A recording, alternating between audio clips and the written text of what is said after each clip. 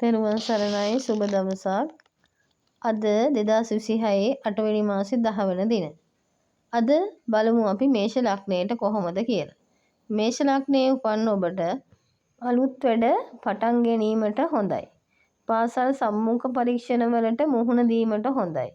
ඔයාට ඔළුව කැක්කුම උණ ඇති වෙන්න පුළුවන්. තුවාල වීම වලින් පරිස්සම් වෙන්න.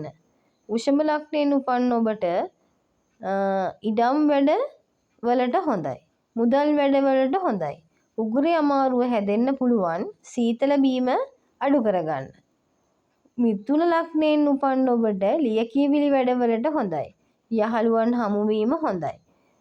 ඒ වගේම අලුත් වැඩ පටන් ගැනීම හොඳයි.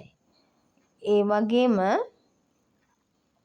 ඇදුම රෝගය තියෙන අය දූවිලි වලින් පරිස්සම් වෙන්න ඕනේ. කැස්ස සෑදෙන්න පුළුවන්. කැස්ස වැඩි වෙන්න පුළුවන්.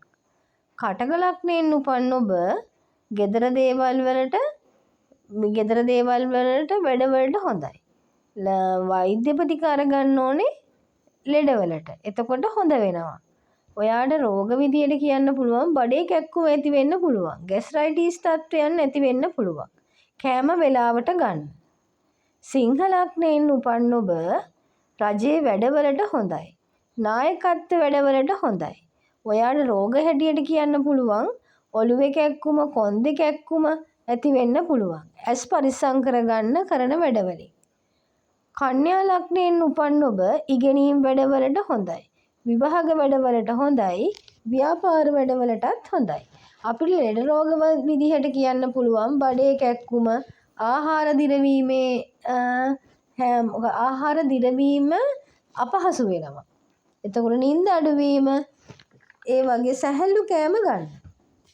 තුලා ලග්නයෙන් උපන් ඔබ විවාහ ගිවිස ගැනීම සම්බන්ධතා කර ගැනීමට කතා කිරීමට හොඳයි. වැඩවල යෙදීමට හොඳයි. රෝග විදිහට අපිට කියන්න පුළුවන් වකුගඩු රෝගීන් පරිස්සම් වෙන්න ඕනේ. සීනි රෝගීනුත් පරිස්සම් වෙන්න ඕනේ. හොඳින් වතුර බොන්න. වෘශ්චික ලග්න හිමියන් රහසිගත වැඩවලට පරීක්ෂණ වැඩවලට හොඳයි. ඔයාට රෝග විදිහට කියන්න පුළුවන් මුත්‍රා ආසාදන ඇති වෙන්න පුළුවන්. හොඳින් වතුර බොන්න.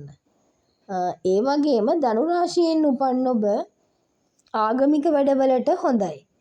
ඒ වගේම දහඩිය දමා වැඩ කරන්න. ඇඟේ තියෙන තරබාරු ගතිය ටිකක් අඩු වෙන්න පුළුවන් තරබාරු කට්ටියට. කලවාවල අස්තිවල කැක්කුම් ඇති වෙන්න පුළුවන්. මකර ලග්නයෙන් උපන් ඔබ රාජකාරී වැඩ කාර්යාලවල වැඩ හොඳයි. ඒ වගේම ධනහිස් අමාරු ඇති වෙන්න පුළුවන්. ධනහිස් අමාරු තියෙන අය පරිස්සම් වෙන්න. කුම්භ ලග්නයෙන් උපන් ඔබ මිතුරන් හමු වෙනකොට සමාජ සේවා වැඩවලට හොඳයි. මිතුරන් හමුවන්නත් හොඳයි. ඒ වගේම කකුල් වල රුධිර සංසරණ වල කැක්කුම් ඇති වෙන්න පුළුවන්.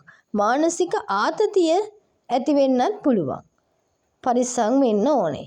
මීන රාශියෙන් උපන් ඔබ දාන දීමට හොඳ දවසක්. ඒ වගේම වැඩවල අමාරු ගතියකුත් පෙන්නුම් කරනවා.